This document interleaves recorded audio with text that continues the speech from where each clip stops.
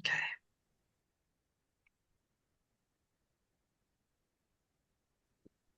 Let's get another couple people coming in.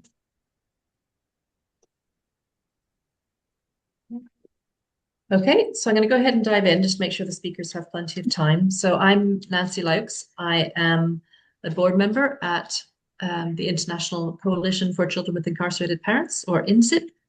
I'm also chief executive at Families Outside here in Scotland, which is where I'm speaking to you from. So INCCIP is obviously a global network that focuses specifically on support for children with incarcerated parents. And one of the things that we do obviously is act as well, it is a coalition to join people together from around the world who are working in this field or have experience in this field or ideally are interested in funding this field. But just recognizing that we're all working towards a shared aim of recognizing and supporting the rights of children when a parent is incarcerated. We do have some differences in language. So obviously, outside of the United States, we refer to prison as a generic term, whereas within the United States, and I think Canada, prison is separate from jail, which is why we use the term incarceration. But as long as we understand what we're talking about people being held in custody away from their families. So I'm going to just do quick introductions. Jenn has asked in the chat for everyone to share your names and your location and your local time and temperature, just to get to know each other a bit better and know where we're connecting from. We are recording today's event because I remember we had 85 people sign up to take part. So we want to make sure people can access that afterwards. Do feel free to put your cameras on so it's a bit more, you get to know each other. Obviously you don't have to, but if you wish to be a bit more collegiate, then please do. We'll have time for questions and discussion at the end. For now, I would ask that you turn your microphones off, however, just to make sure that we can hear the speakers. So at that note, I'm going to hand over to our three speakers for today. And I think it's over to yourself first, Hamid. So over to you. Thank you so much, Nancy, for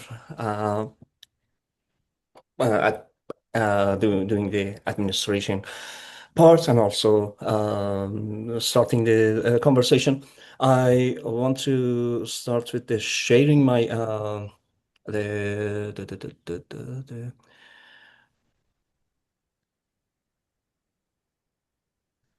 so I hope everyone can see that. I don't want to because we have a very deep topic to talk about, and we at least I think we in each conversation that we had with Lorna and Jenn, we talk maybe total more than 4 hours. So I want to make the introduction quick to go to the conversation as soon as we can, and also hopefully we can have a time to open discussion as well. So as you all know, today we want to talk about the children of incarcerated parents with and the challenge they have a no contact end of the spectrum, and we talk about it to see what exactly do we mean about that. So our main goal in this, it was about a year ago that I learned about the Lorna's and her colleague studying about the children who have no contact for any reason. And I found it very interesting to have it as a topic for our webinars at INCCIP. But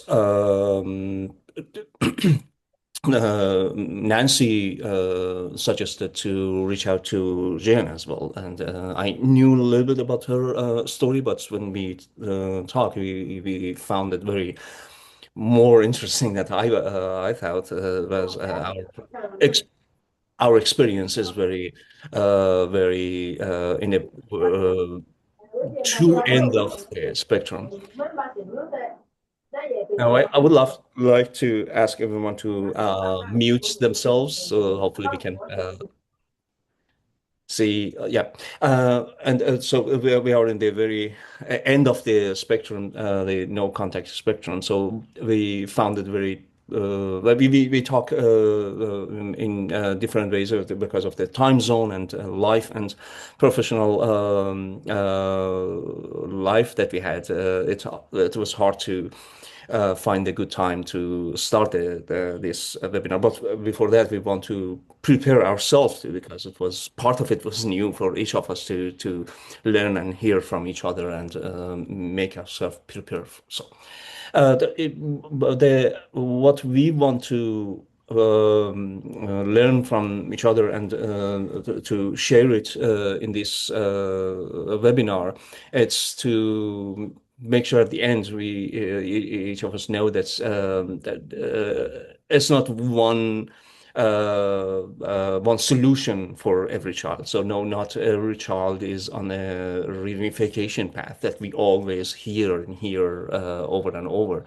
That's everyone when we talk about the connection with the incarcerated parents, we hear about the reunification. So we want to make sure that it's not just not every child's path, and it's also not may not be safe for every child to have a connection with their child, with their incarcerated parents. And the final goal for us to think about the individualized support. I will go back to this introduction. I will ask each of us to introduce themselves, so I don't go to the detail. But that's me, Jenn, and Lorna are presenting in this webinar. And as I mentioned, we want to learn learn about the and recognize in the contact spectrum, and understanding why some children have limited contact, and also learn about the child centered and the stigma-free language that we will touch it and hopefully talk more here, or maybe in a future communication that we may have, and also about the individualized support. So I will go to the to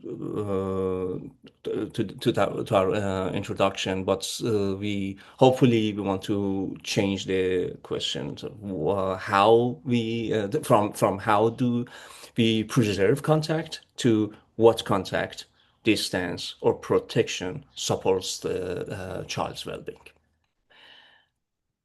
So I'll briefly introduce myself. My name is Hamid Farmand, author of Missing Mom, a memoir that I recently published in English. It's my childhood memory of my mother was in prison for 5 years when I was 6 to 11. And I will share a little bit about that, but I also founder and president of the Children of Imprisoned Parents International, called COIP, and also co-chair of International Coalition for Children with Incarcerated Parents. In my memoir, at the last chapter in Farsi version, I titled it A Stranger at Home. So when my mother comes back from prison after 5 years, that's except the few months at the beginning and around 9 months at the middle, but we had weekly visits, all except just one, through the window. But we also have one it was a very bad experience for me. They have a in-person relationship with her when she was there. We didn't have a phone call, but we received some letters and a few packages from her, the books or crafts that she made for us.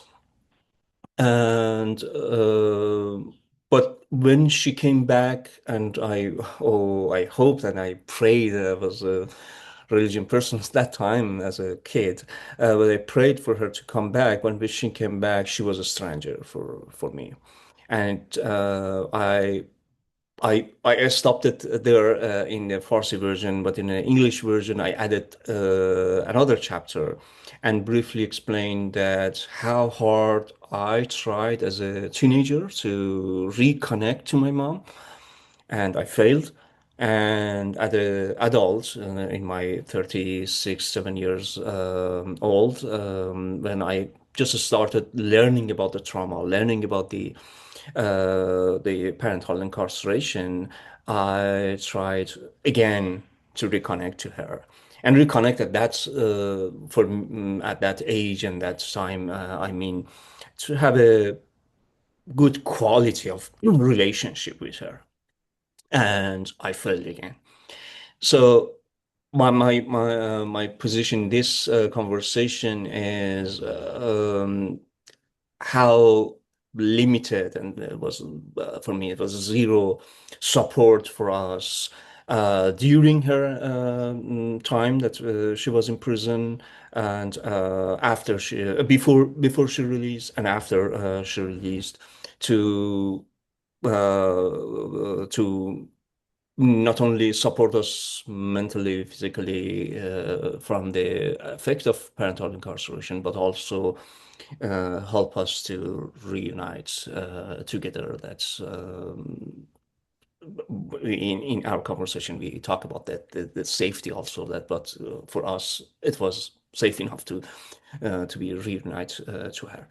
And also, I will mention later on that I had a sibling as well. I had a sister. She was 2 years older than me, and a brother 7 years older than me. So he was a teenager, and my sister was going to her teenage years, and our needs was different.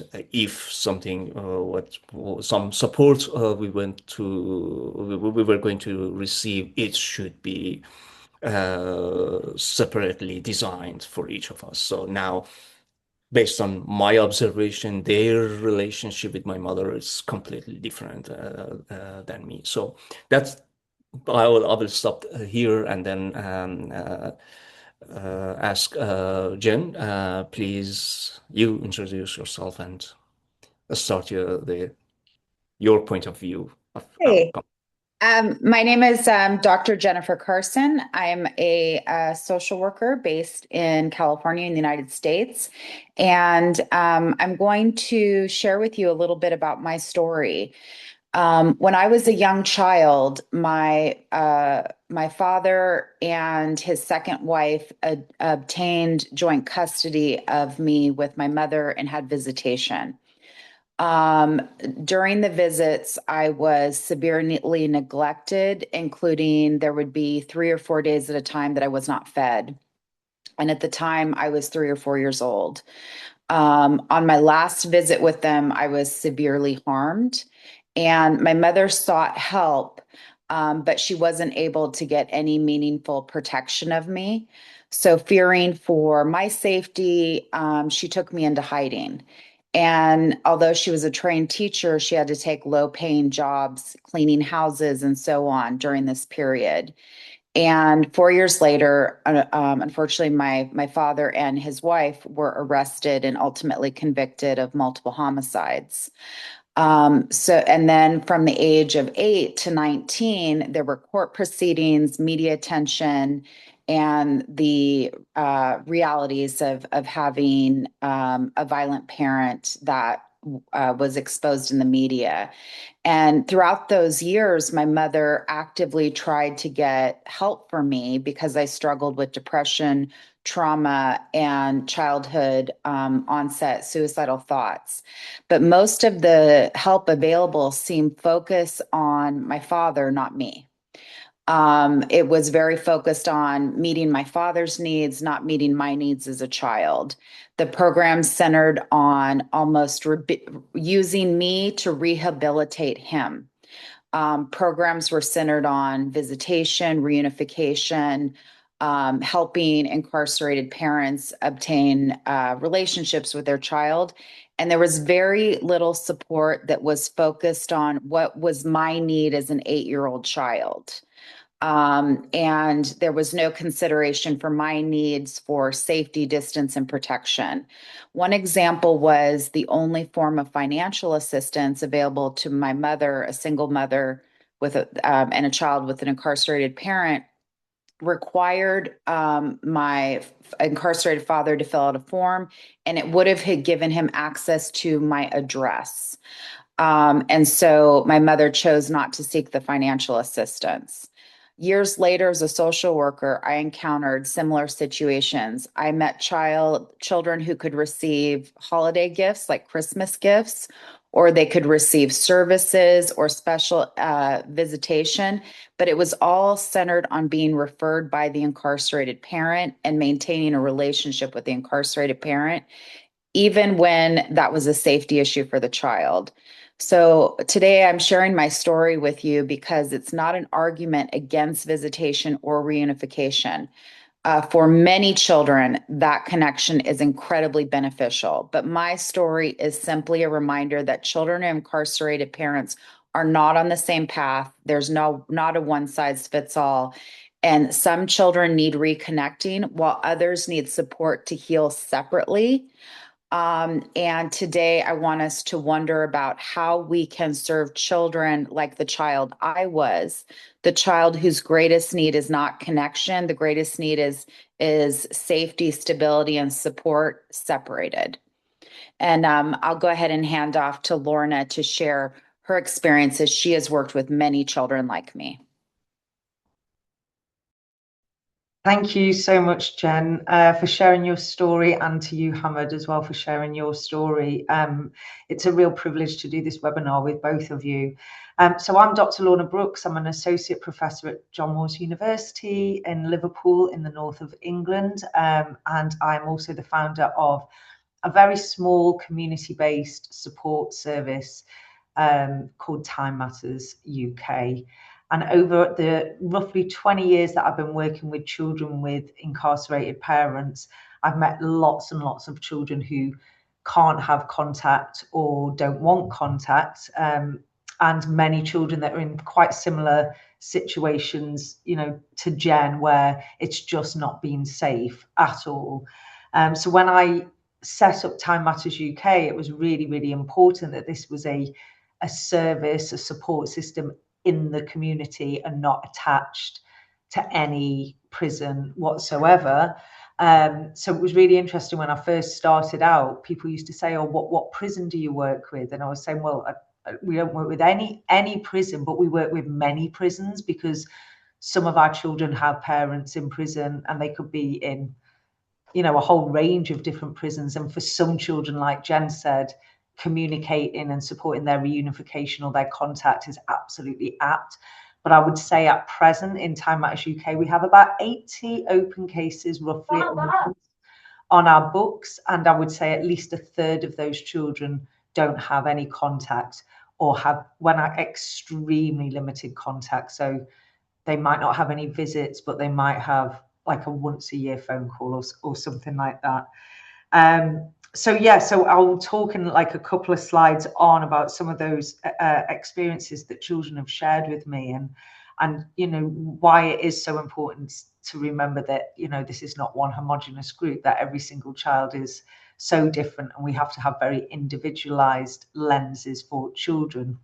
But just before I pass over, I think one of the big tricky things that we have going on, certainly in the UK, and it's been going on for many years, is that children and families and professionals and practitioners and academics are constantly flooded with, you know, these stats about, you know, child visits reducing reoffending.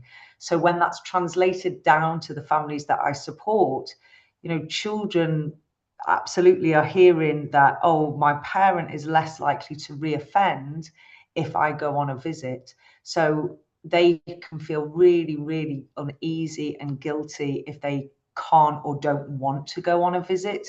And then if the parent does come out and reoffend, you know, that they're internalizing that kind of guilt and blame, like, oh, perhaps he wouldn't have come out and been violent or taken drugs, or he or she, you know, and is that my fault because I'm the golden thread? There was a report that came out some years ago in the UK saying that, you know, children are the golden thread in terms of reducing reoffending, which I think that we need to really readdress and reconsider, because that is way too much pressure for any child. And even for the children that can and do have contact, obviously there are times when they want to go to a party, for example, or they want to do other things other than do the visits, and that shouldn't be a pressure for them to be this conduit to reducing reoffending. So again, what, as Hamad was saying earlier, language and what we're kind of translating down to the children and families really does matter. So if we just move on to the next slide. Yes, so I don't know. Go ahead, Jen. Yeah, I just wanted to say, yeah, you made such an incredible point about this communication about the child preventing, you know, the reincarceration and so on. I want to use a child's language because that's what I'm trying to bring today, is that I was an 8-year-old. And so I want to give the child's language. I felt like a tool that was supposed to be used to fix my father. And that's the language I would use, is like, I kept saying, you know, you want me to be a tool, like a screwdriver or something to fix him. And that's not what I am. So I wanted to give that child's voice because what Lorna said was so powerful. And as we shift into this next slide, when Hamed shared his story earlier, he was giving you the child voice of the reunification pathway, right? So he had letters and packages and limited contact, and then he had reunification when he got out. That is a familiar story and pathway to almost everyone on this call, right? But the voice we're giving, and I want you to point out that Lorna said that she thinks children like me that have to have some level of safeguarding might be 1 in 3 children that she is dealing with. So as I giving you that child's voice, Lorna is giving you that practitioner's voice of saying this is not a small population, right? And so that safeguarded pathway that I'm on is pretty sizable. You know, anecdotally, she's saying she think it might be a third. But the one thing I want to share that's the shared experience between the reunified child and the safeguarded child is they're coping with many of the same things. They have isolation, little guidance, they have need for support and services. And we're going to continue as let's slide, go on to that voice of looking at each child individualized.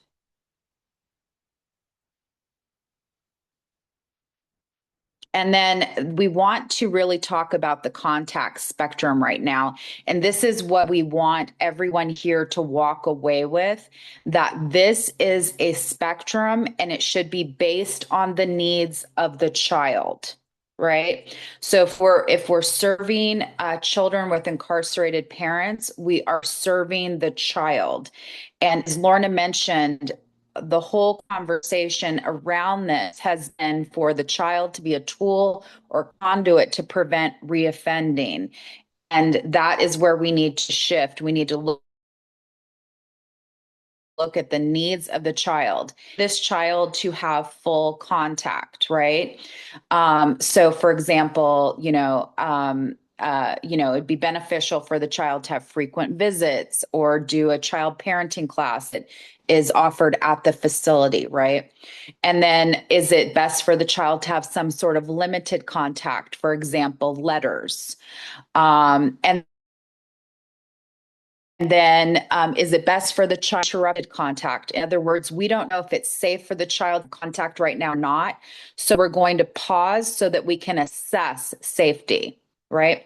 Then there's no contact. And so the child is not in contact with the parent. And then there are situations like me where there have been times where I've had a restraining order against my incarcerated parent. He's been incarcerated for 43 years. He's started to attempt to send me unsafe things. So, restraining order, they're not able to have our address, and this is safeguarded for safety. And this would be on the extreme end, like my situation, right? But we need to see this on a spectrum based on the needs of the child. This all needs to be individualized.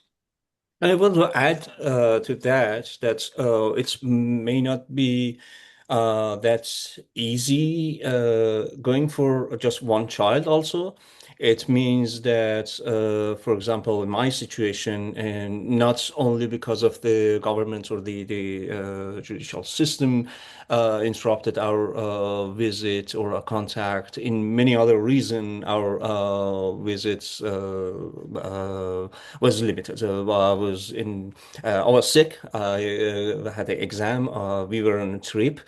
And also, most of us experienced the COVID time. That's we had a limited, we had to limit the contact because of the situation. So all those the situation that may happen and experience that children have, it should be monitored and it should be counted as the in the intervention that we want to design and plate. And also maybe the safety of the child may change. I mean, we have to monitor that as well. It's not always the child safety is the same. And I want to go back to that. Also, what I wanted to remind it again, that not all children in one household have the same experience and have the same needs. Lorna, if you want to add something to this slide, I will stop here, but otherwise I will go to next. Yeah, just to give a couple more examples of what I've seen in practice, I think is really useful. So, there are so many reasons. There's two, almost categories, whilst there is, many categories of no contact, children that are legally, if you like, allowed, but their particular health needs or distance or financial needs are the barrier. And then children where there is a safeguarding reason, and either the child and the family have decided it's not safe, or Children's Social Services have put that restriction in place for safety. But obviously for the children that don't have contact but can, it's, for example, we've been supporting a little boy for years, very, very, very unwell, physically unwell child, and just couldn't travel long distances. But the parent was incarcerated at one end of the UK and he was at the other. We support children who've got parents in prison abroad, so their contact is limited. They just have telephone contact. So things like, distance and health are obviously an issue. But when I think about when I think about Jenn's situation, I do know many children in that situation, and it is usually with parents that are extremely violent. So children where they might have, pre-incarceration witnessed, one parent, attacking another parent violently, and they've witnessed that. And just to give you some context, so we've supported a group of siblings for years, and when dad was being released, the family didn't want to ever bump into him in our city centre. And, so the mother had to kind of take serious measures to make sure that, the children never walked anywhere without a sibling, even though they were older teenagers and, they were old enough to have that kind of freedom, to get the bus around and go to McDonald's or whatever, that they had to be very, very mindful that they weren't going to bump into him because he was, likely to be violent or be taking drugs or whatever. So, and those children themselves over the years had probably seen enough to decide this isn't somebody that I want to have a healthy relationship with. So I think sometimes it's really, really important to recognise that you could have children's social services who would potentially support contact, supervise contact, but the children themselves don't want it, or the other way around, where the children do really want it, but the adults in their life have actually said, look, this isn't safe. And yeah, like Jenn said, I've seen lots and lots of children in that situation. So I think if we move forwards into the next slide, I mean, that kind of covers a lot of the things that we've been saying. But in terms of like the visiting environments, for example, I was just speaking to one of our young, a 16-year-old girl who goes on lots and lots of visits, but she has autism, but she struggles with the visits. She can just about manage them, but her younger brother, who's also autistic, he just doesn't go on any visits at all because the environment is just too overstimulating and overwhelming. So it can sometimes be not a safety concern, but the visiting environment itself. But yeah, I think, and in terms of child decision, I think we really do have to, we can't always do exactly what the child wants, because there's definitely been cases where the child wants the reunification, but it isn't safe. And it's really, and I think the other just final thing I want to say before we move through this point is it's really easy to assume that if somebody's done this kind of offence, that equals no contact, but this kind of offence equals contact. That just isn't the case. It's a case-by-case basis. So, for example, I supported a young boy for years whose mother was in prison for murder, but his relationship and her relationship was actually quite healthy, and they were able to have supervised contact. And it's the same with parents who have been sex offenders. There's an assumption if the parent has gone into prison for a sexual offence, then that must equal no contact. But again, it really, really is a case-by-case basis. And then there are other cases where, you would think on paper, oh, contact is fine, contact is safe.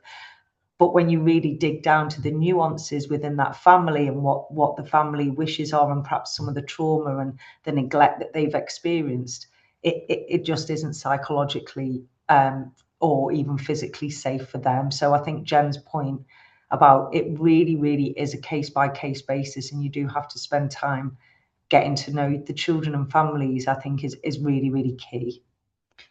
Another thing I just want to add, Lorna didn't mention, but one of her, she's one of the, and her organization is one of the best example of that. Even though when we as the adults, the professionals or the safeguard the child services or any other who are make a decision and see the contact is not the safe and for child, but communication with the child is important. It's what I try to represent in my book, that lack of communication was one of the most challenges that I had and I experienced, that nobody talked to us as a child, nobody counted us and see us as a main person who affected not equally as adults and not equally as another child around us. So in any decision making, children's voice should be heard. It doesn't mean that we make a decision based on that, but we have to make a communication with them so that child doesn't go through another sort of trauma. So if we move to another next, yeah, I was talking about that part. So, Jen, if you want to add something else on the child voice, otherwise we can move on. I think the next slide also is yours. Yes. So we were talking about the child's voice matters, and I think that that's what Lorna so powerfully just conveyed. And also when she mentioned different types of special needs a child might have, and Maud also mentioned that in family, you may have children who have different needs. And so when we hear a child who is on the autistic spectrum and they're finding the prison visitation room overwhelming, and that voice can be something verbal or it could be nonverbal, the child is perhaps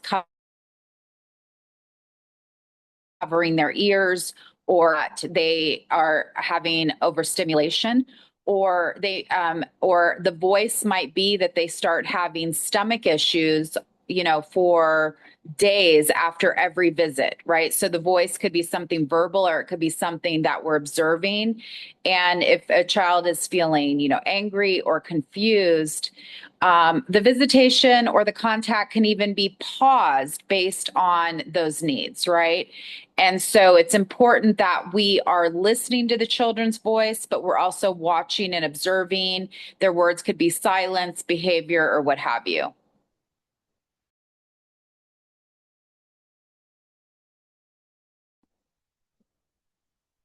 And here we have talking about safeguarded no contact, and that's that voice that I am bringing,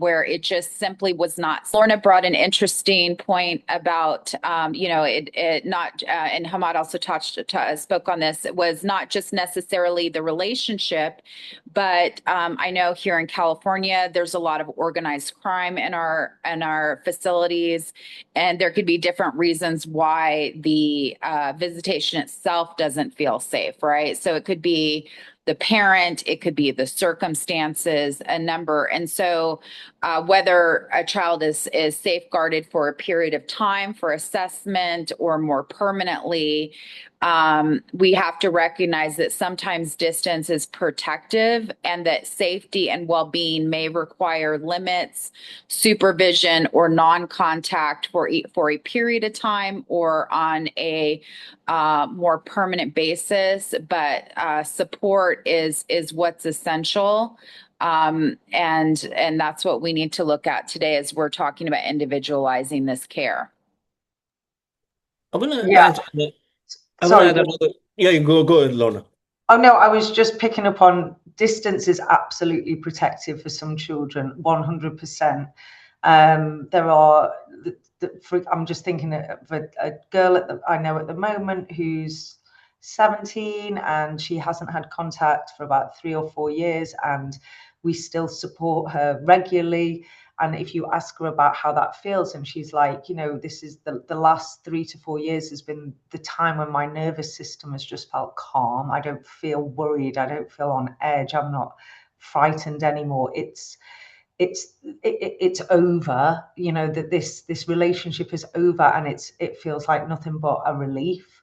And I think we just have to constantly remember that for some children, not every child needs, it's healthy to have a relationship with the parents, but there is so much pressure in the rhetoric and even in family courts and things where it's like the children needs that person, and actually there are some children genuinely that we see thriving because the contact has ended.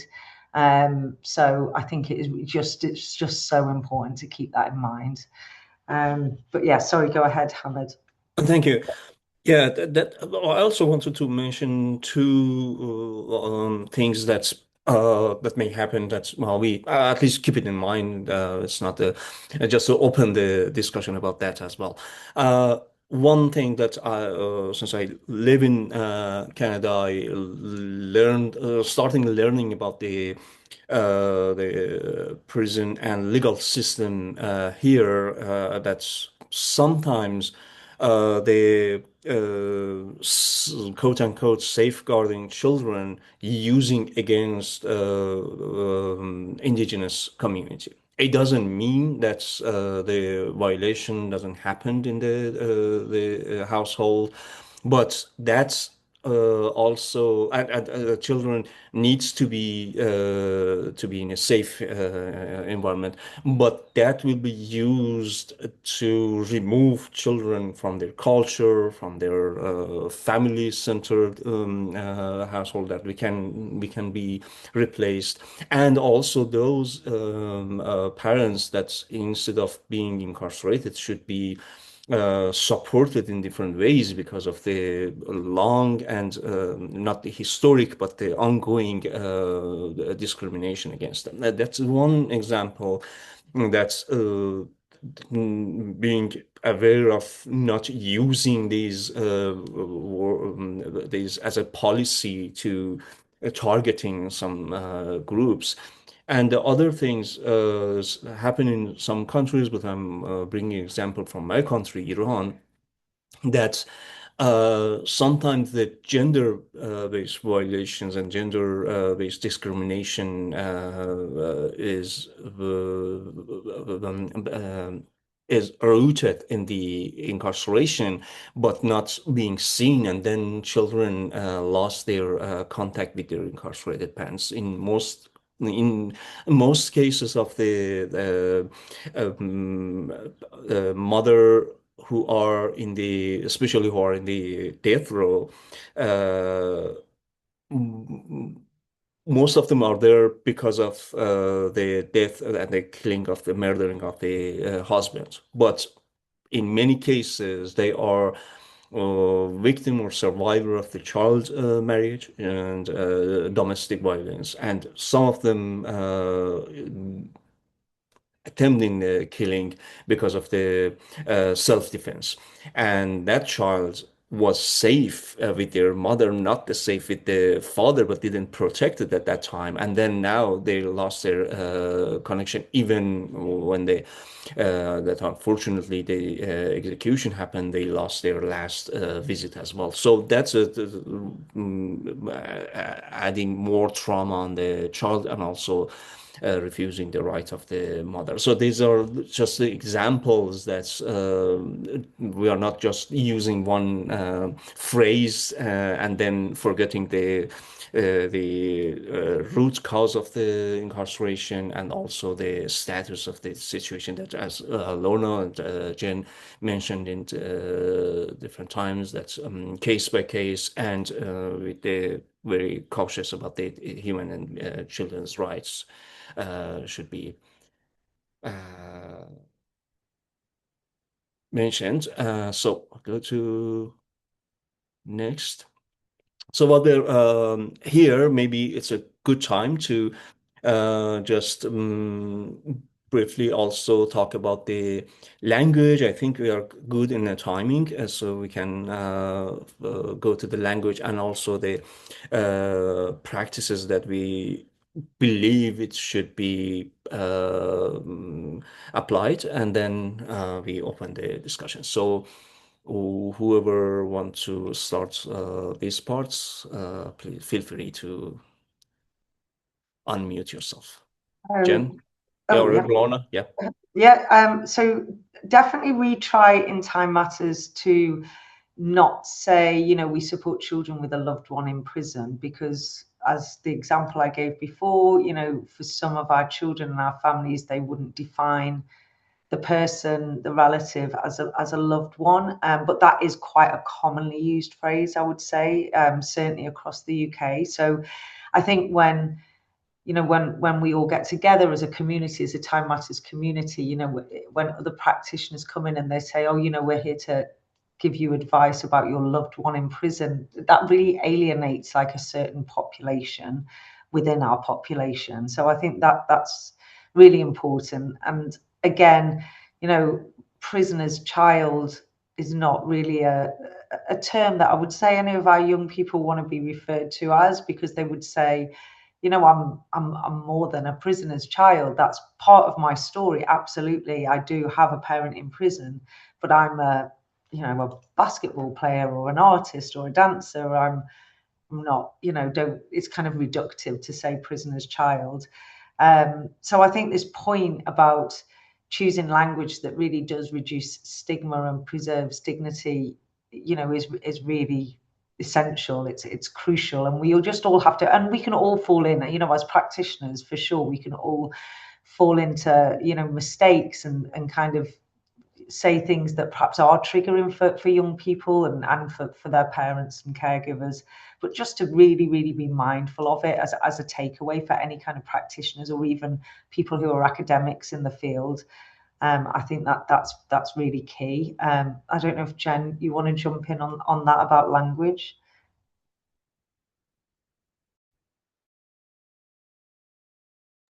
You are muted, Jenn.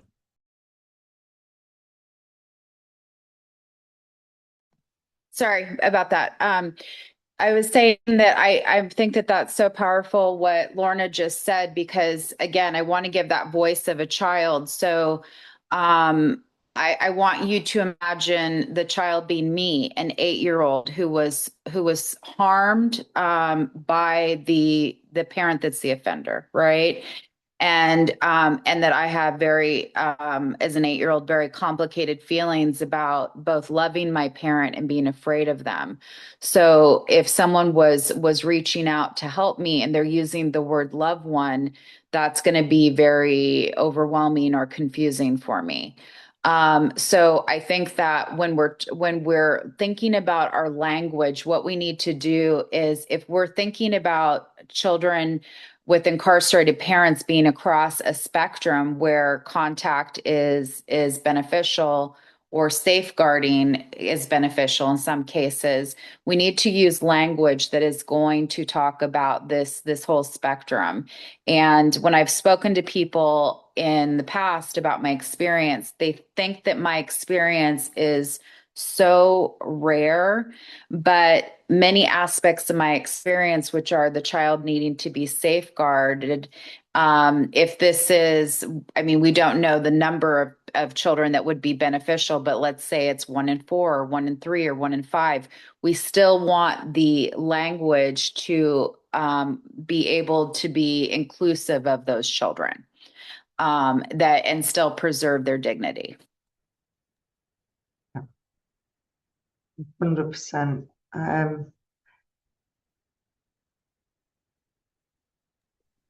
So go ahead. No, go ahead. Yeah, I don't actually think this was officially my slide. I think this could, Jenn, do you want to pick this one up and then I'll follow you? Yes, absolutely. And thank you for your patience. I'm having some technical issues. So when we're looking at trauma-informed practice, and that's my background as a trauma-informed social worker, what as you know, we always say in trauma-informed practice that we want to root everything in safety, right? So we're looking at what happened to this child. In other words, what was this child's unique experience, and coming to them with kind of a fresh slate and just learning about their experience. Because if you know the experience of one child of an incarcerated parent, you only know their experience, right? It's not a one size fits all. So when we're looking at this child, we need to do it through a lens of safety, trust, choice, collaboration, empowerment, and cultural responsiveness. And so we spoke earlier about, for those of us in North America, or those of us who are in New Zealand or any of the former colonized countries, we need to look at how the indigenous culture may have a completely different lens to the kind of mainstream culture. And so looking at this not just for that individual's needs. And we have used the word individualized care, but that is not necessarily appropriate for some of our communities that live in a collective society or a collective or family system, or looking at their tribe or their community. So very much looking at this child with a person and environment approach. What is their culture? What is the family, the village, the culture they're coming from? And when we can look at them from both an individualized perspective and then a trauma-informed perspective, and also with their unique needs for their culture, as with a holistic approach, that is where we're going to be able to identify the child's needs and then establish where they are within contact based on those needs.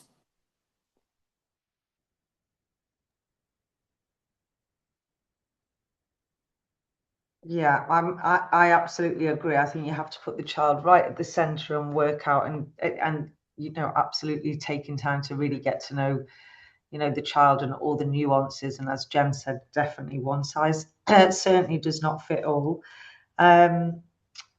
Hamid, did you want to say anything on this slide before I move Yeah, on to yeah. the I just want to add that maybe related to the previous this slide discussion and also this one, that the stigma, I believe that everywhere is still play a role. Stigma not only around prison but also around seeking help and seeking support. And I uh, I was in the US a few years ago, and I was working there, and was asked to run a very brief workshop for preschool teachers in Virginia, in a state in Washington, in the United States. And they explained to us that the needs is because they had the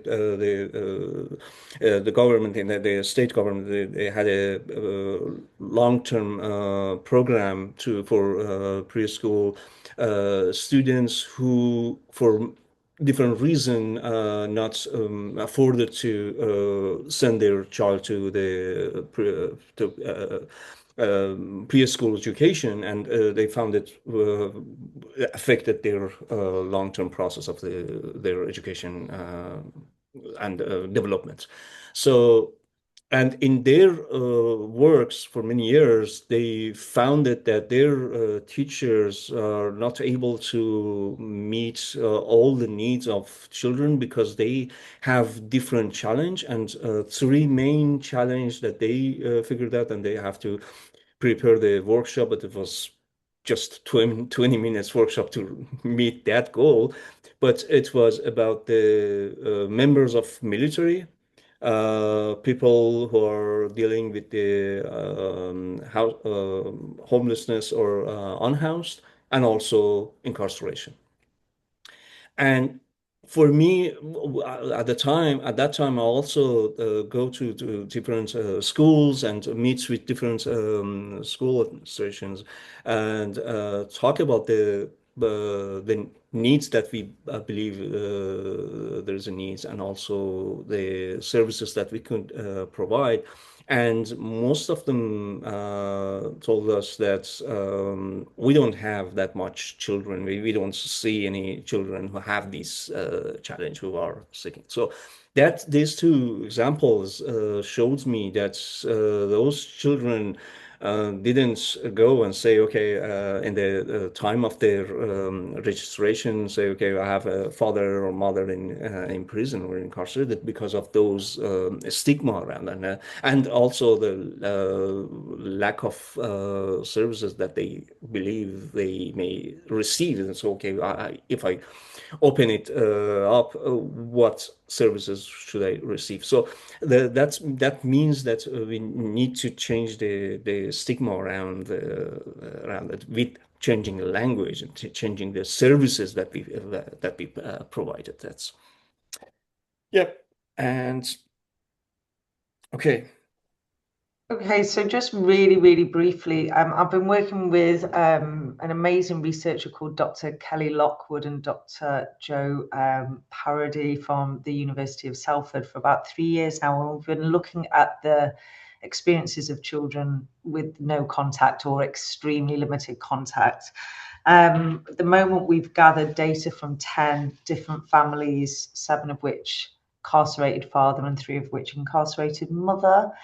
And looking just really at the quite range of experiences, a lot of which we've touched on. But I'm just looking at a couple of the quotes from our research. And there was a 17-year-old, different 17-year-old girl than the one I mentioned before, whose mother had been in and out of prison her whole life, and due to significant substance misuse issues. So she'd have lots of short sentences, come out, go and live on the streets, take drugs again, be homeless, reoffend, go back in, and she was in and out on a revolving door. And there's a whole probably webinar about that. That's a whole issue of its own right. But this is what she said. She said, all I ever wanted was contact, but I knew myself that it wouldn't work. I was so angry and I hated her, and I had to choose no contact. So I think that was a really important quote to consider. And then in terms of, emotional responses, some of the children were talking about like that kind of, even when it was their decision, they sometimes did talk about abandonment and longing. Like I know that relationship isn't healthy, but it doesn't mean that I don't somehow want something. So one young boy said, it's comparable to losing a family member or a death, because 1 minute they can be in your life and the next minute they're just gone. And then another child said, I get angry when I wake up. I don't really want to go to school. So things like that. And I think it's just really important that, like the girl that I spoke about before, for some children, it really, really is a relief. And for some children, they just don't want it. But it doesn't mean that they're still not hurt. And that's why the support and the individual child-centered planning, is really, really key. One of the other things that we've been doing a lot of as well in the UK is something called a child impact assessment. My colleague Sarah Beresford has led on that, and it's a tool where the child's voice is at the centre of it. So if anybody's interested in accessing anything to do with that child impact assessment toolkit, you can also reach out about that.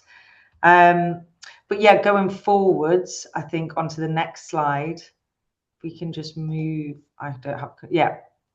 So obviously these are the kind of things that we've all already touched upon. A safety and well-being assessment, and Jenn actually, mentioned this in our pre-conversations, and we'll probably speak to this. But having at least 2 or more supportive adults, in your corner is really, really helpful if possible, because it helps to kind of dilute bias, and it brings different kinds of lenses and different people bring different things to the table.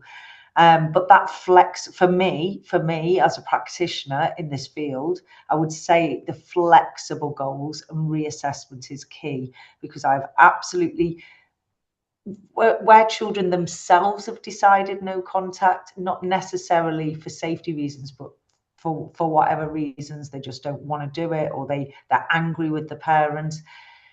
People can change their minds, right? Everybody can change their minds. So if there's not a safety element in it, I think it's really important that we don't write down on a child's form, for example, child doesn't want contact, doesn't want anything to do with the parent, and then it's never revisited, because that child 6 months, 12 months later might actually go, you know what, I am interested in rebuilding a relationship, but it's on my file that I said no, and that's sort of, I'm 13, so that's with me, until I'm 18, So we do have to reassess, and we do have to reassess safety, preference, circumstance.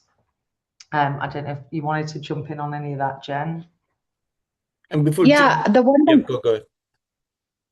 The one thing I wanted to mention is, so most of my career I spent in special education with children who had special needs, and I think this approach that the UK is utilizing is really our path forward, where we have these impact assessments. And I think that framework of special education is one to think of in most of, in nearly all of our nations of individuals who are joining us.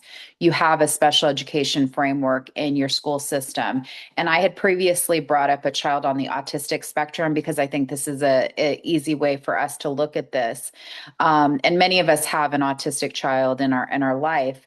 Thinking of that child, when they meet each year to decide what services they need, they're not going to provide speech pathology to every child who is on the autistic spectrum. They assess if that child needs speech pathology services, right? Or occupational therapy. That's where someone is assisting them with their fine motor skills, right? Or perhaps physical therapy, where their gross motor skills are handled, right? And so you wouldn't give a child on the autistic spectrum automatically all three of those services because they may not need physical therapy, occupational therapy, and speech pathology, right? So when we're looking at children and it's reassessed, and in the special education framework, that is done annually, right? So looking at the UK model of doing the child impact assessment for children with incarcerated parents, this best practice would be to look at this at least annually. Best practice would be to have both a family member adult, and then maybe a helping professional, if not a couple helping professionals involved, right? And that could be their clergy, that could be their school teacher, that could be a mental health provider, what have you. But if that was done on an annual basis, that could be adjusted as things change and develop. So I did want to add that I think that that this is really a path forward, and I did want to share that Nancy has shared that link with you of what the child impact assessment looks like, in case that's something that you would like to look at for your community and tweak it based on the cultural needs of your community. Thank you. Yeah, that you perfectly mentioned the child with the special needs, and also maybe added or emphasize on that children with disabilities, also children with different behavior. In my case, I didn't. I just was has a different, because of different reason, but I have a different behavior of my siblings. If there wasn't no services for me, but if there was, and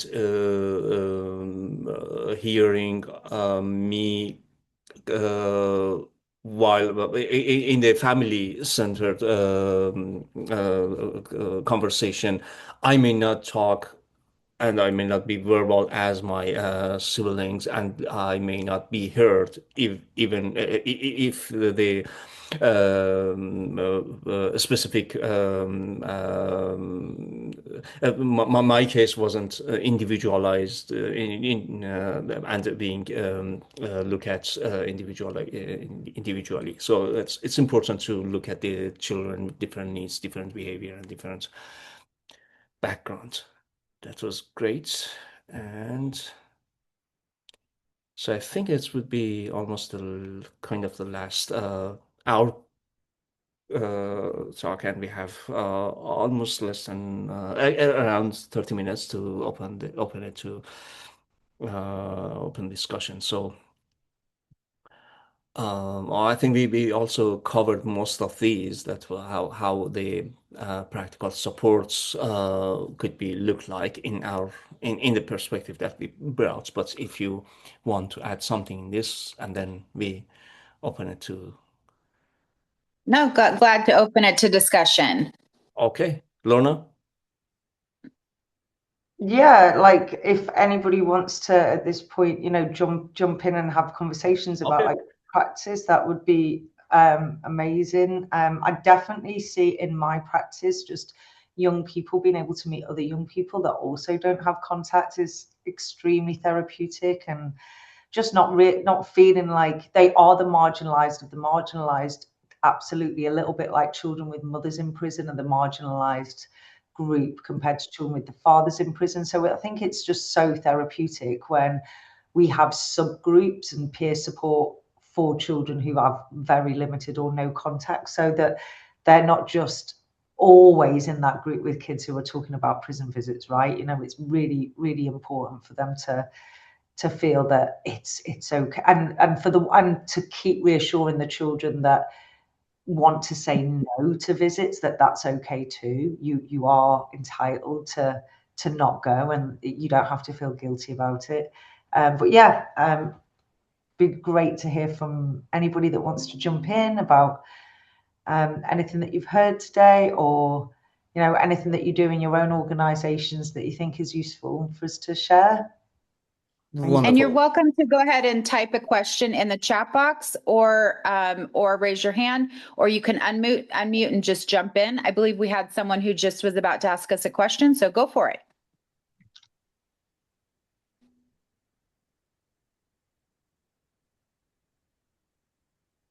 Anyone want to unmute themselves and go ahead and ask a question?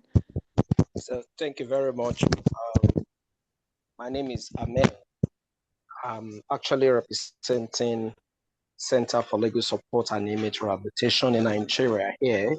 So I listened to all the conversation, and I believe this is what everybody should take home and look into it. I personally, I was incarcerated for 5 years as a father, and during the time of my incarceration, I had a 42 days old daughter. So during the time of my incarceration, so and my wife had been so supportive during my incarceration, and based on what the doctor said, and I think we need to bridge the gap of communication. So during my incarceration, I had the opportunity to talk to my wife and to even see my daughter, because there should be a connection between the parent and the child or the children, because moving away from each other might create a lot of chaos and a lot of isolation, depression, just like what you have listed. This is a very good conversation that everybody should be able to ponder on it, and as a takeaway for every organization to link into that, because that's part of what I am doing after my reintegration to society, to give back to society, to work with juvenile and to work with those people behind bars, especially the kids and the incarcerated parents as well. So my organization also have so many interventions that will better the life of those who are incarcerated, the parents of the incarcerated children, and the children who are also outside. So because it's just of two-way things, rehabilitation and reintegration. So we are more grounded in terms of reintegration and as well as rehabilitation. So for my own aspect, I don't have any questions, just to commend the facilitators for those who have spoken. They've spoken so well. So I'm talking from experience. And for those who have talked from experience, I think this webinar, it's a good something. Thank you very much. I wanted to respond to something you said that I think is so important, that needed to be brought in this room, that we did not bring in the room before you spoke up so powerfully, is that we need to speak up for infants and toddlers. And so here in the United States, 1 in 25 female prisoners enter prison pregnant, right? And so you brought up the experience of the infant that has an incarcerated parent. when we spoke today and we talked about finding out the needs of the child, hearing the needs of the child, and so on, that looks completely different for our infants and toddlers. And that is a very, very important discussion that we need to have. And so I appreciate you bringing up a infant into the room. And as we know, this looks very, very different across the world.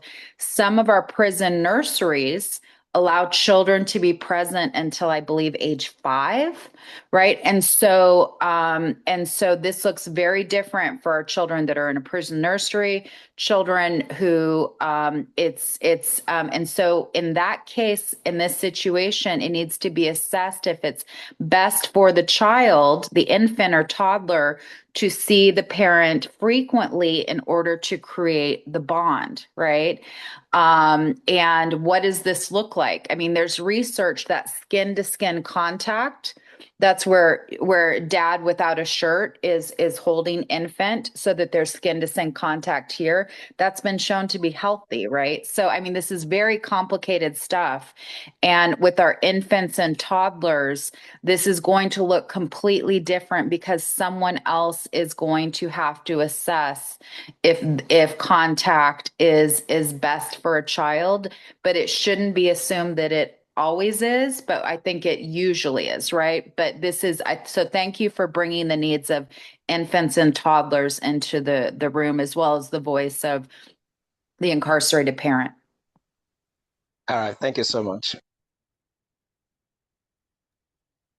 John, go ahead. Just as this is an international forum, in the UK, you'll not be surprised to hear this. There's not a lot of money to deliver these kind of things.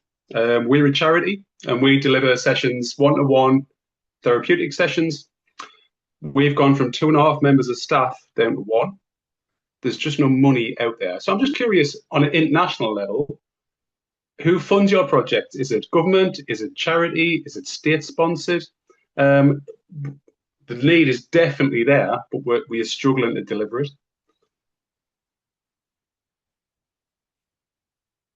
So in America, the question is to all of our participants. John is asking you a question, which is for our non-government organizations who are out there in the field on the ground, but doing it with limited funds. He was asking, because we're together, if any of you have insight on how do we fund the work? So if I could jump in here. Hi, my name is Komal. I work with an organization. We're based out of Mumbai in India. So we actually, also to go back to what Dr. Jenn was saying, we actually run prison creches for children age 0 to 6, for children of incarcerated women who actually live inside the prisons with the mothers. So we actually work directly with, so the state that we're in, Maharashtra, we work actually in tandem with the Maharashtra Prisons Department, and with their support, we as a non-governmental organization, we actually work alongside the state to provide different, in terms of they gave us the space where we've set up the prison nursery, so to speak. And it's actually it's the only place where actually the children of the inmates and the children of the prison guards put on the same uniform and come to learn together at our nurseries. So I think it's definitely interesting. I think Dr. Lorna mentioned about how she doesn't work with a particular prison, but sometimes I think working with them rather than coming as, okay, here, we're trying to reform this, we're trying to fix this, working within the system to help better the system is sometimes something that can have a good effect.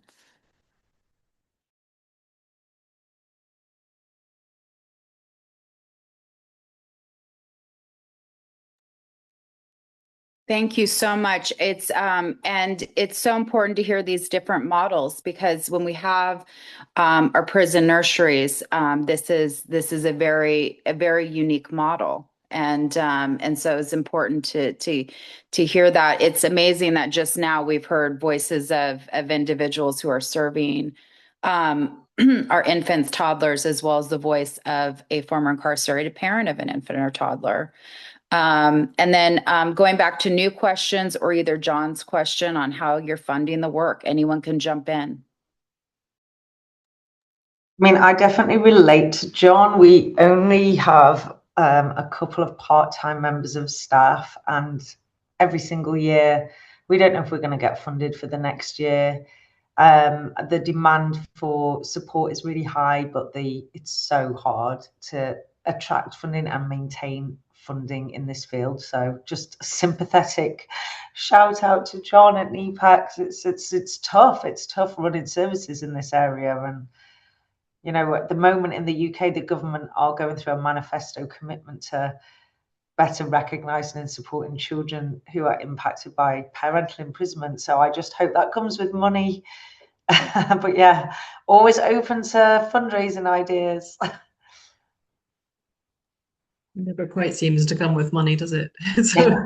So recognizing that I think for all of us, and that's for my own organization as well as for the international network, it's a constant battle, just trying to raise awareness of the issues that people face and then get support, financial support for that. Right. And it's an increasingly difficult environment to do that in.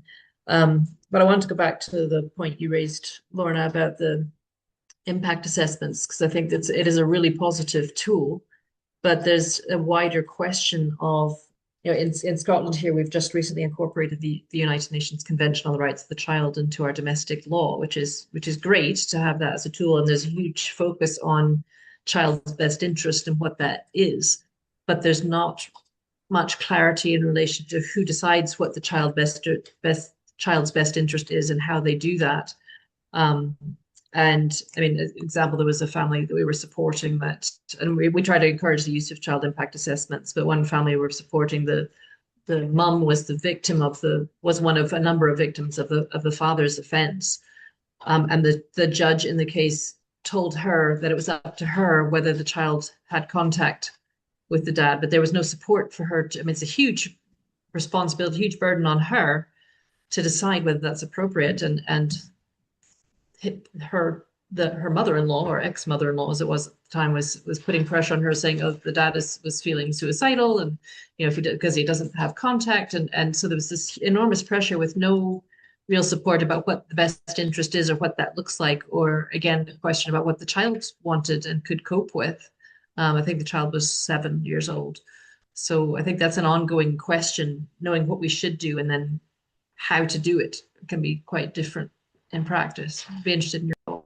Yeah, no, totally, Nancy. We have almost an identical case at the moment in Time Matters, where the children can have contact, but the parents have divorced, and the mum has a new partner, but she's like the only person in the family that drives a car or has so she now has to either not take her children on prison visits or go and visit her ex-partner to enable the children to have contact. And it's complicated, and she's an amazing mother and she's willing to do these things for her children, but it's uncomfortable, and there just isn't anybody else in the family to step in.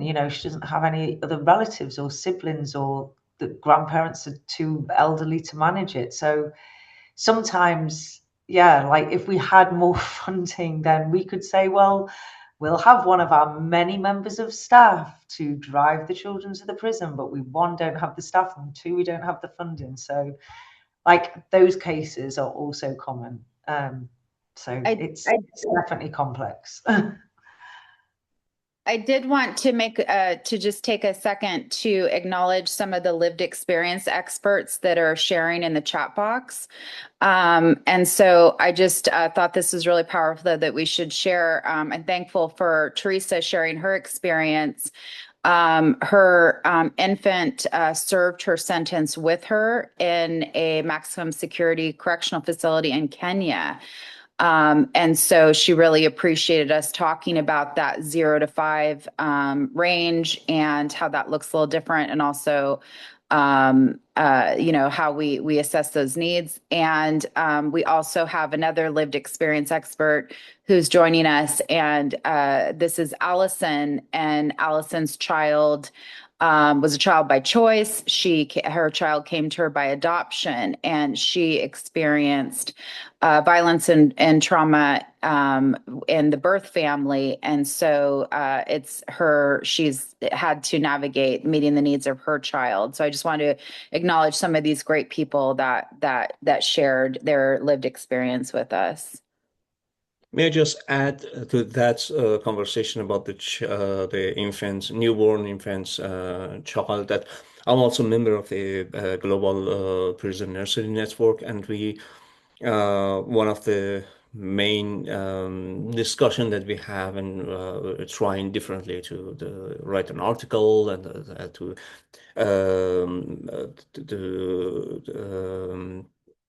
collaborate in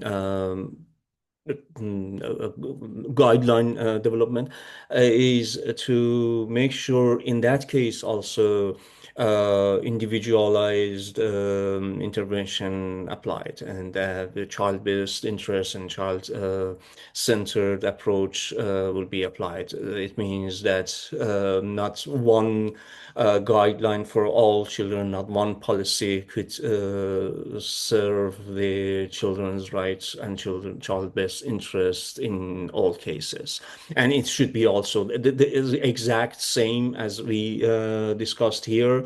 We discussed it there as well, that it should be monitored, it should be observed, and in different way, and the professionals and different point of views should be monitored, that not only the judicial system that sometimes has a bias or may not have a right approach. So and also children voice matter as well, and in that case maybe children couldn't represent themselves, but the experts should be available to see that what exactly the needs of the child should be. It is, yeah.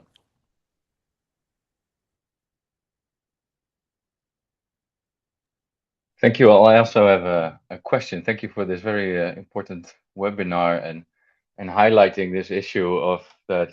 Well, sometimes no contact can also be helpful to safeguard the safety of the child. And also, I work in the Netherlands, and in the discourse about this topic is often assumed visits equal higher well-being for children and also reduction of recidivism. And I think that the story is much more complicated than just that.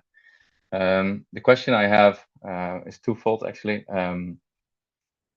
Currently, we are working on a program with local government here in the northern part of the country to proactively support families. So as soon as a parent enters the prison, a team of social workers or a social worker, we want to organize a home visit to provide information, to acknowledge that this can be a difficult situation, and also ask the question, how can we support the well-being of the children? Or what do we need to do to safeguard the safety of these children? But I was wondering, how can we know when to choose which path? And this is always one path. It could be a combination of providing information, also focusing on well-being and also focusing on safety.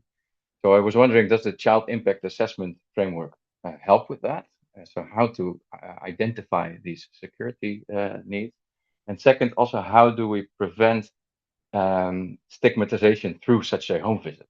So if you go there, maybe the implicit message is, oh, you are the son or daughter of someone who is convicted for a crime. So we assume that you are a safety hazard, and that's why we come and visit you. And maybe you achieve exactly the opposite result that you hope to achieve. So that's my second question. How do you do this in a non-stigmatizing, non-criminalizing way? I'm going to have someone else answer the question, but if I can make a quick comment, Lorna, is that okay? So I wanted to push back on this structure that is in almost all of many of our countries, which is an adult is incarcerated, and through the justice system, you become aware of the child, and then you go visit the child, right?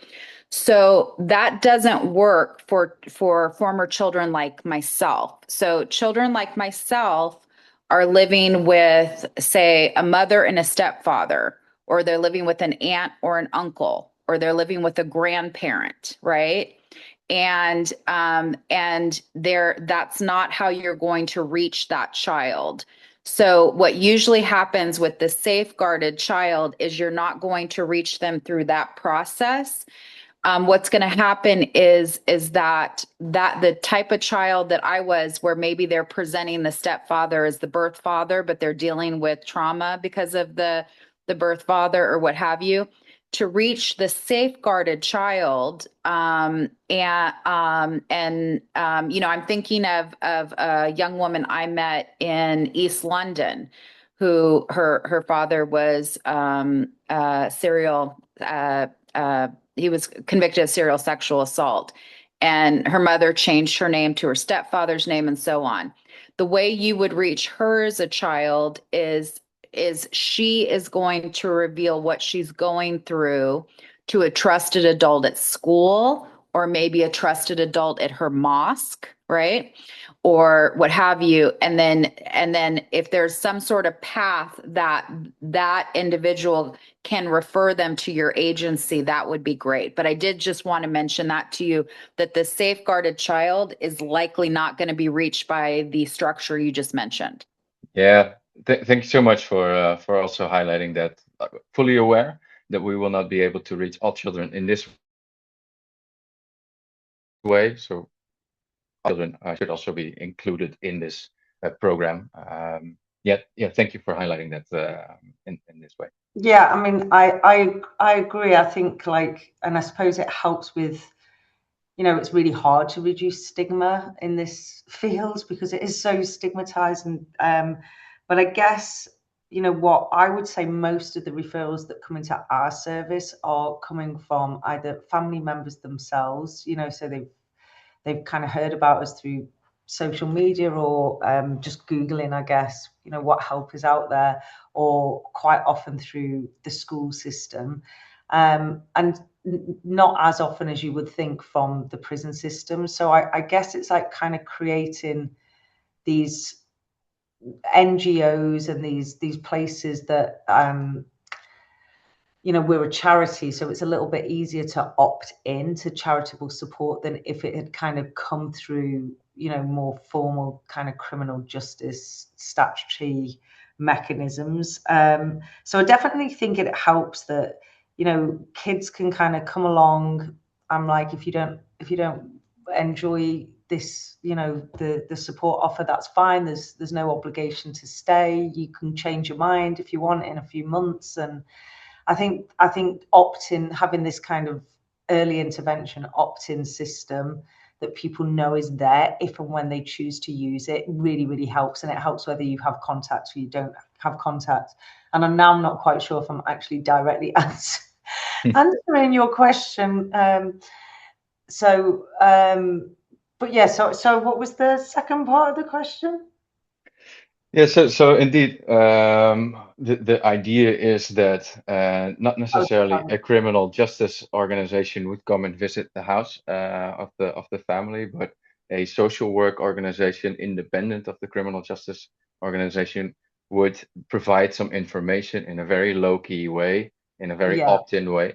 But of course, if you do see, for example, children with I don't know, maybe bruises or something, or you see signals that maybe there's a risk to the safety of these children, then of course you should do something else. And these are very visible risks, but oftentimes these safety risks are not very visible in that direct way. So how would we identify such risk when it's needed and act upon them when it's needed?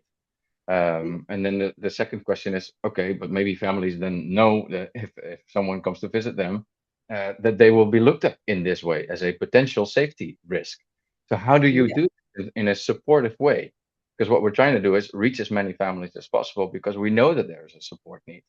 And just having opt-in through charity reaches a group of families, but oftentimes it doesn't reach all the families, maybe not the families also that sometimes need the most help because they don't Yeah. always look for the help or don't have the capabilities to do so, unfortunately. I mean, I have to say, I agree with you. Like, I feel like with our charity, you know, we're able to really help people, but they want the help. You know, they're coming because they really, really want, you know, a typical scenario would be, you know, mum will reach out because the child's father has gone away and she's worried about how it's going to impact the child. So she wants to bring the child to a support group. But these are families that want help. And I would say most of our families, you know, they don't need social services interventions. There's no safeguarding risk. There's just, you know, support needs, which is two different things. And then you would hope if there was, you know, violence and safeguarding risks, that it would be picked up by children's social services and teachers, and they would become aware of, you know, physical or emotional neglect through witnessing the child in school or school absences. And then there would be like further checks. Like, you would hope that they would be picked up that way. But I would say the majority of people that come to, even in the cases where there's no contact, the majority of the people that come to our service, you know, that they themselves are identifying, you know, this is really, really hard and I'm reaching out for support. And I think that for those families, that's why it works. But obviously we do have a proportion of families where they are referred to us directly from social services, and, you know, the children could be on what's on a child protection plan. So I just think there has to be lots of different routes in, and it's like I say, it's really, really complicated. And I guess it's just raising awareness. You know, we do a lot of podcasts and films and social media kind of stuff, and really trying to raise awareness that if you are a young person in this situation, you're not alone for a start off, and it's not your fault. And if you want support, there is support there. And we've got some amazing kind of, you know, young like adults that are really, really leading in conferences, that are telling their stories, which I guess opens the gateway for younger people to go to be able to hear those stories safely, and to say, oh, actually, you know, I'm listening to this story from an 18-year-old and I identify with this as a 14-year-old, and those 18-year-olds are advocating, going, support is amazing, support changed my life.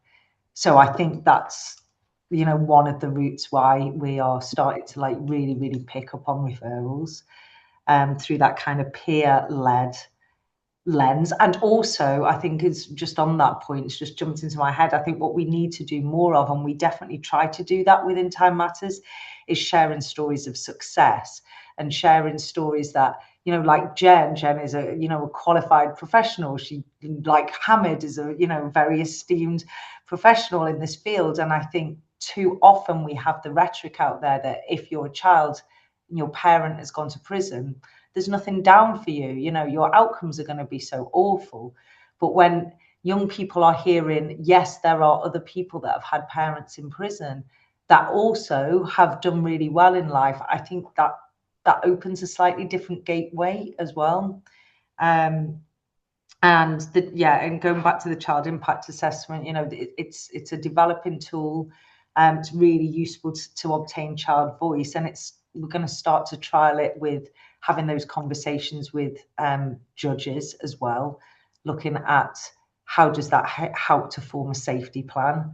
I don't think any of this comes with a guarantee. I think that it's just another tool for more information and open conversations between family members and professionals and the child themselves. And also, And also Lorna, add, can I just sure. Hamad, can I just jump in for a second?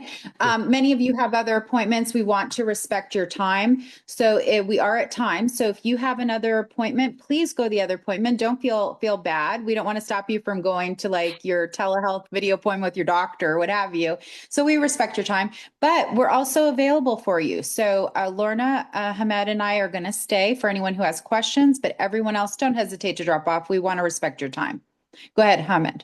So, yeah, just my case, because of most of the work, the services that we delivered virtually to my country, Iran. But the story that I want to tell is linked to what Lorna and also Jenn mentioned, that in many cases, not because of these types of relationship that I have with the families, but also I choose to, this way, that we go through the community members and also who have already built the relationship with those families, that we know that even if we don't know the family, we know that somebody is working with the individuals in that community, and we go through them and we make a relationship with them, and we educate, we kind of train them formally or informally. And we have many examples that sometimes lawyers, psychologists, teachers, and also just the community member who do activities, do the circle talk, or do the workshops, the sports programs, or many things they do, and we train them, and then they go to the community, and he reach out to me and say, okay, I found a family who has his brother is in prison and he's a teenager, and I wanna do this. And hey, we had a discussion at how you can hear the voice of the child, and what signs you have to look at it. And then I have the short guidelines, very bullet points, very simple, from the psychologist we developed, and they share it to him. And through that, he come back and say, okay, I thought he wanted to have be a voice of his brother, and he wanted to advocate for his brother. And then we found out that he never wanted to do that. He wanted to avoid being in those situations. And he took him and bring him safely to some the reading programs that he had, the book club that he has, and that changed the life of that teenager. It was going to deeply be re-traumatized because of the thought that adults think that he can play that role. And there are other examples that the lawyers didn't think about the child, and was talking about the horrible situation of the incarcerated parents in front of the child, and then realized that they have to take care about their child as well. So there was some examples for me that was just to working with those who already have a trust, who already build a bond with the families and the communities, and they share their stories. They don't share it with me, but they with them. So I have trained them and worked with them and collaboratively working with them. So we developed some progress with them, not directly with the families sometimes. Yeah.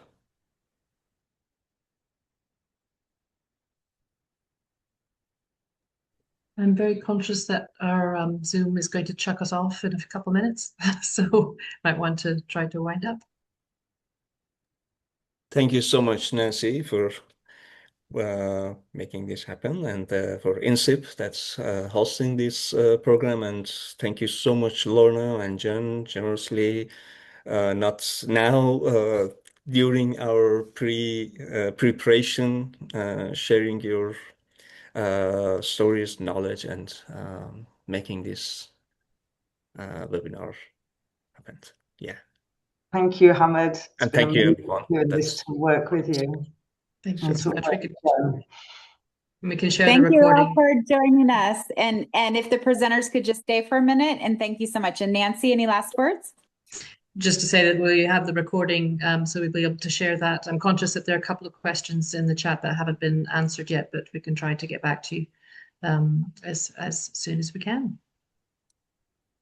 Wonderful. Thanks, everyone. Thank you. Thank you.